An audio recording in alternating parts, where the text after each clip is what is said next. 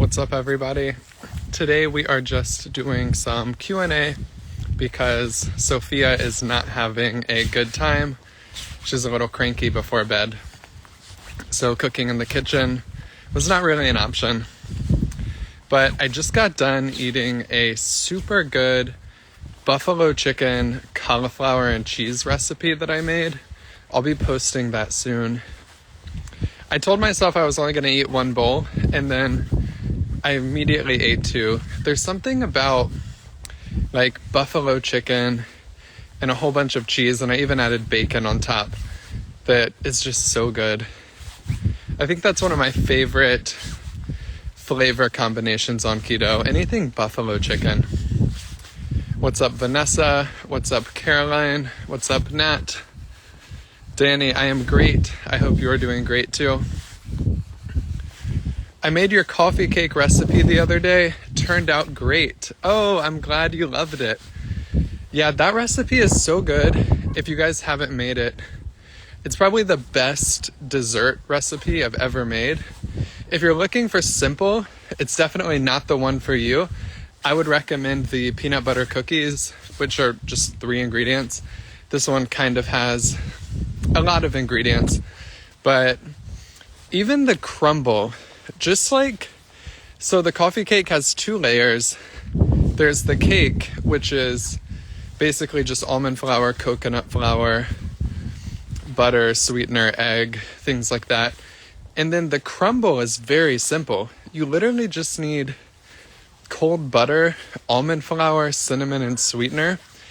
And I've considered just making the crumble and then baking it and saving it in the fridge to put in my yogurt at night. So if you guys liked that recipe, but you don't feel like going through the hassle of making the whole cake all over again, the crumble is really the part that makes it taste good. I'm not a massive fan of just keto cake by itself, so the crumble definitely is what gives that recipe the amazingness.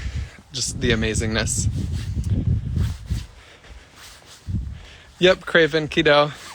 That's what we were talking about. What's up, Lux? You're gonna love the coffee cake. Loved the chicken crust pizza. It's excellent. Coming from an Italian. Hey, I'm glad you liked it. Thank you, Guinness. How much protein do you eat per day? I'm about 1 to 1.5 per kilogram while doing keto. That's good. It really just depends on how active are you, how often are you lifting weights, what are your goals. I think the more protein, usually the better, until you start getting into 2 grams per pound of body weight or something extremely excessive. But for most people, especially if you're trying to lose weight and maintain and build muscle, you don't want to get your protein too low, which is pretty easy to do on a diet like keto, where it works by reducing your appetite. So the reason people lose weight on keto isn't because there's this magical process where your body is using fat for energy, so you can eat unlimited jars of mayonnaise and still lose weight. The reason weight loss happens on keto is because it reduces your appetite. So you end up eating in somewhat of a deficit, and it may improve your metabolism, which would raise the number that a deficit would be for you. But not to get too deep into the science, just the reason that keto works is because it reduces your appetite.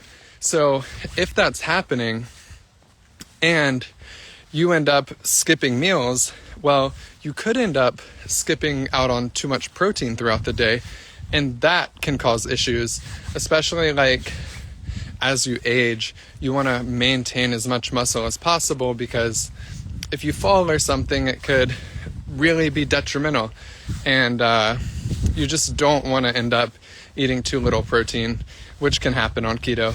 So you hear people talk about hair loss as well. That's also related to just not getting enough protein. I keep the crumble in the freezer. Best dessert is a berry crisp with frozen berries. Ooh, that sounds delicious, Sherry. Everyone's just talking about the coffee cake. JK, it's the best dessert ever if you're doing keto. So you guys are into the coffee cake and the zero carb chicken crust. Yeah. Also, my original plan tonight was to go live and make so remember the 2-ingredient bagels I posted the other day? It was basically unflavored Greek yogurt and almond flour. I was going to do that recipe, and then to like spin off of the pickle in a blanket recipe I posted yesterday, I was going to do pigs in a blanket with the 2-ingredient bagel recipe. I think that would be super good. And then there are just so many options you can do with that bagel dough.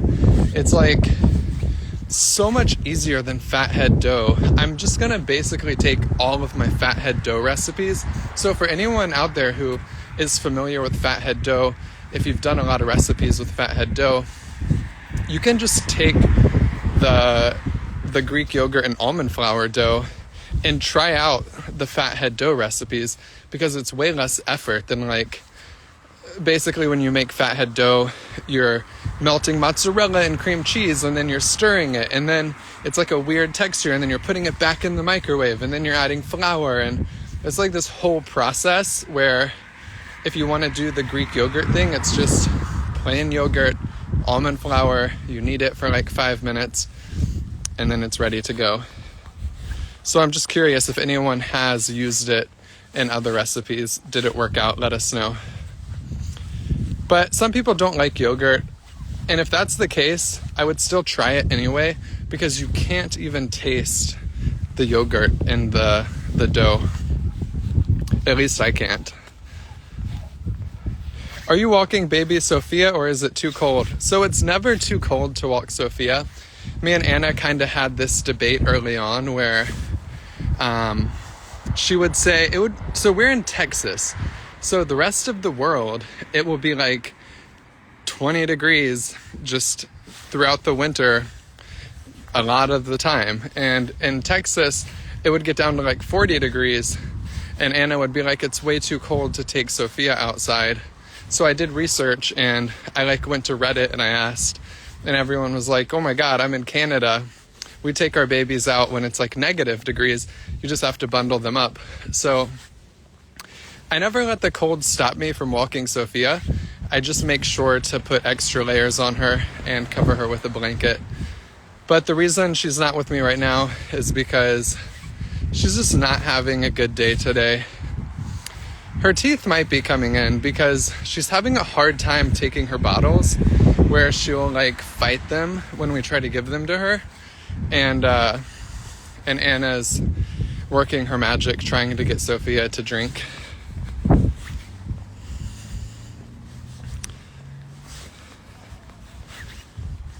I like your recipe from Bahrain. Oh, thank you.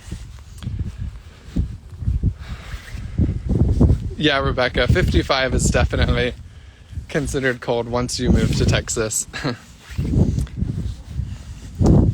But I don't feel that cold. I'm wearing shorts. Oh, DSM, you made the pickles and cheese too. Nice. So she'll start chewing on the nipples if she's teething. Thank you, Sylvia. Yeah, we can't see any teeth poking through, but it could be hidden. So we will check out, I'll be sure to look for that. Cause yeah, she'll and sometimes she'll just smile at us instead of drink her milk. So I don't know. We'll see. I suggested giving her cold milk. Maybe it's she would like the texture better. We'll see. I made your onion bacon rings the other night. So yummy. I saw. That's one of my favorite recipes too, is you just put cheese in a muffin tin, or if you have a donut pan, any vegetables, or I even did chicken bacon ranch, where I put crumbled rotisserie chicken in it with bacon bits, and then I did an array of veggies where I did some jalapeno, some had onion, some had pickle, and then I air fried it, and they came out so good. All right, Debbie, I will check for white spots on her gums. They actually went to the mall together.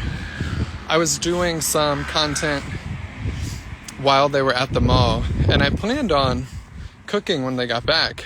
But Anna said Sophia was not happy the whole time they were gone, and she didn't have faith she was gonna be happy after.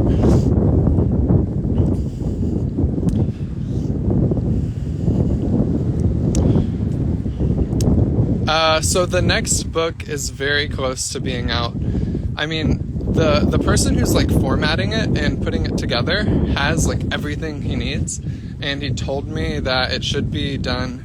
Last week he said it was going to be done, but there was like some stuff he had to adjust, which, I mean, it's really coming close to like, once he gives me it, I'm just going to go through it, and if anybody wants to help out, send me a DM. Like, if you want to proofread it too, I found someone on Fiverr to proofread it. But if anyone's just interested in getting a copy of it before it comes out, all I ask is, like, just read through it. If any of the recipes look weird or, like, anything looks off, just let me know. And I'll send you guys the file before I release it. But I just need to get the file from him, which should be here, like, within the next week. And then just really go over it and make sure nothing's weird. And then I just go to Amazon and then I hit upload, and then once they approve it, you guys will be able to buy it. So it'll be out very soon.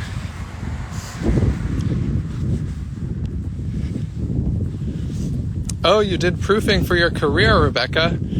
Yeah, I would, if you want to check out the book, let me know. That would be awesome. I remember the first book, Breaking Up with Carbs.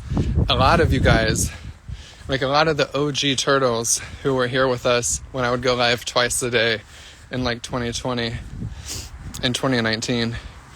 I got so much help with like proofing the book.